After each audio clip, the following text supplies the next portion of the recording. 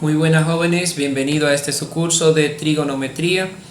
Para esta ocasión vamos a tener los siguientes propósitos: conocer el concepto de trigonometría, identificar la relación entre los lados y los ángulos de un triángulo rectángulo, conocer los elementos de un triángulo y determinar las funciones trigonométricas de ángulos cualesquiera. Inmediatamente vamos a conocer, según el diccionario de la Real Academia de Lengua Española, nos define la trigonometría como el estudio de las relaciones numéricas entre los elementos que forman los triángulos, que pueden ser planos o pueden ser también esféricos. También podemos definir la trigonometría como la relación existente entre los lados y los ángulos de un triángulo rectángulo, y básicamente eso es lo que vamos a estar haciendo, identificando la relación que existen entre esos lados y esos ángulos de los triángulos rectángulos. En esta figura podemos ver que en un círculo tenemos un triángulo inscrito dentro de esa circunferencia, donde tenemos tres lados y un ángulo. El ángulo que vamos a estar analizando es este ángulo verde acá. Tenemos un ángulo interno al triángulo y un ángulo externo, que es el rojo. El interno es el verde y el rojo es el externo. Así también tenemos un triángulo que está formando parte de esa circunferencia. Si nosotros le damos movimiento al triángulo, podemos ver que en el círculo los valores del triángulo van cambiando, y también van cambiando los valores del ángulo, tanto interno como el ángulo externo. Vemos que en la medida de que uno de los catetos se hace grande, también el otro cateto se hace pequeño. Recuerden que en el triángulo tenemos cateto e hipotenusa. La hipotenusa, que es la parte morada, nunca cambia, nunca, siempre mantiene la misma distancia, mientras que los catetos van tomando diferentes valores. Entonces esa es la parte de la trigonometría, establecer esas relaciones que existen entre los lados y el ángulo que forma un triángulo rectángulo. Podemos también identificar en este triángulo que siempre permanece recto, siempre va a haber un ángulo de 90 grados sin importar la posición que vaya tomando esta figura. Entonces en esta parte justamente lo que vamos a tratar de identificar en el triángulo. Se van a presentar los lados, que son esta línea morada, la línea roja y la línea negra. La línea roja y la negra son catetos, y la hipotenusa es la línea morada, que siempre va a tener el mismo tamaño en la circunferencia, en el triángulo. En este caso tenemos también el ángulo, que es el ángulo interno. Aquí vamos a tener siempre dos ángulos agudos y un ángulo recto. Para identificar los lados vamos a tomar como referencia esos ángulos agudos. Vamos a ver entonces cómo se presentan esos lados en un triángulo rectángulo.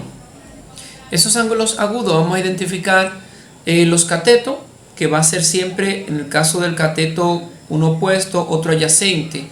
El cateto adyacente lo vamos a definir como aquel cateto que está al lado del ángulo. Fíjense, al trabajar siempre con ángulos agudos, vamos a tener un ángulo que va a estar al lado de la hipotenusa y otro cateto. El cateto que va a estar al lado va a ser el cateto adyacente, en este caso el cateto negro, el lado negro.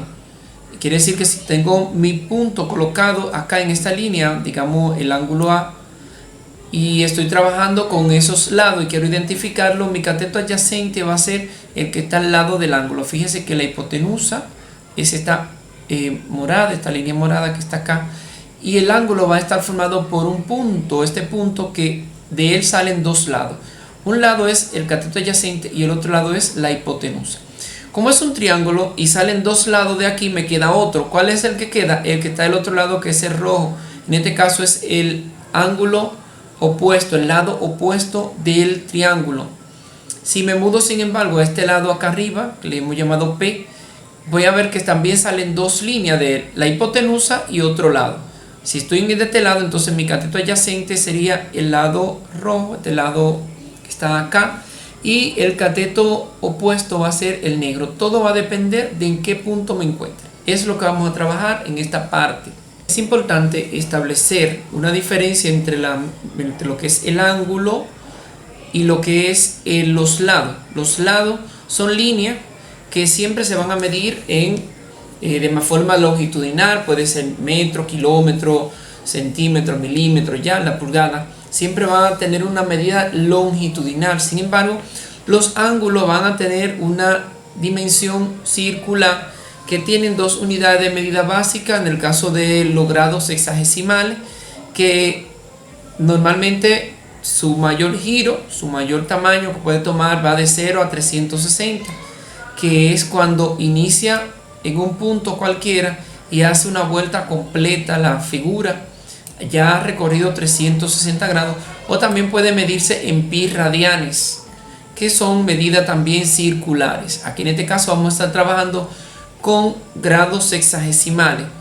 En este caso tenemos un ángulo, en este caso el ángulo verde, que representa el ángulo interno, el ángulo agudo, ¿sí? Y el ángulo, acá arriba también tenemos otro ángulo agudo y el ángulo recto. Eso es lo que nosotros vamos a estar trabajando en esta primera parte de la trigonometría. Si retomamos esta parte, vamos a ver que este triángulo rectángulo está formado por segmentos de línea, ¿sí?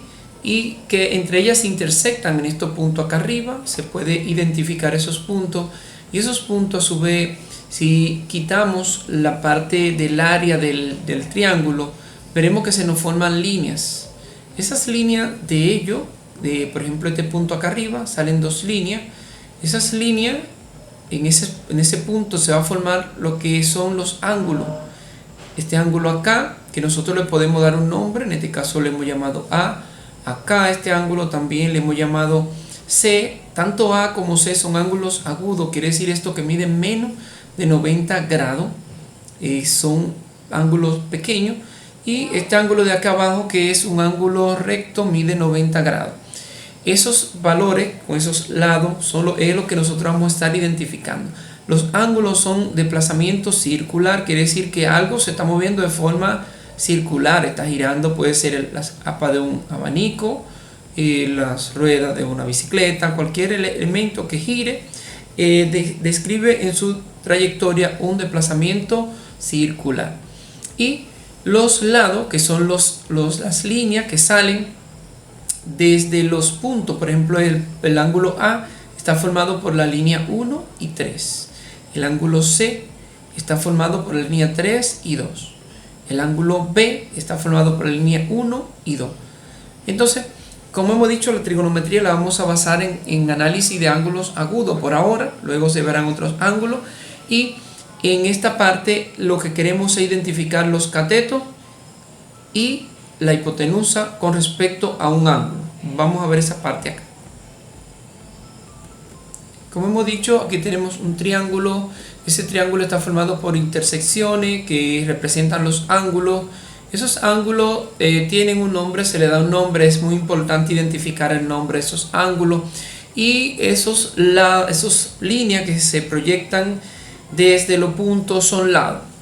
Nosotros con esto podemos entonces identificar los lados y los ángulos de un triángulo rectángulo. Por ejemplo, si me piden identificar los catetos con respecto al ángulo A, vemos el ángulo A está formado por los lados 1 y 3. 1 y 3. Siempre, como estamos trabajando con ángulo agudo, ese ángulo va a estar formado por un lado que va a ser la hipotenusa y el cateto adyacente. Quiere decir que siempre acá en ese punto se van a ver la intersección de dos lados. La hipotenusa, que es el lado más grandote, y un cateto que es el adyacente. Luego, si tengo el 1 y el 3, que son hipotenusa y adyacente, solamente me va a quedar el 2, que van a ser cateto opuesto. Entonces, 1 cateto adyacente, 3 hipotenusa, y el 2 va a ser el cateto opuesto. Siempre se pueden identificar así de fácil esos valores. Por ejemplo, si me piden encontrar los valores del ángulo cateto, del ángulo B, pues entonces como estoy con B, vemos que siempre va a estar formado por la hipotenusa, que en este caso es 5, y un cateto, el punto B acá. En este caso el cateto adyacente es el 3, 5 la hipotenusa y el opuesto el 2. y eso me permite de así de fácil identificar los catetos y la hipotenusa de un triángulo rectángulo. En esta parte vamos a ver lo que son las definiciones de las funciones trigonométricas. Las funciones trigonométricas son 6 funciones que son seno, coseno, tangente, secante, cosecante y cotangente.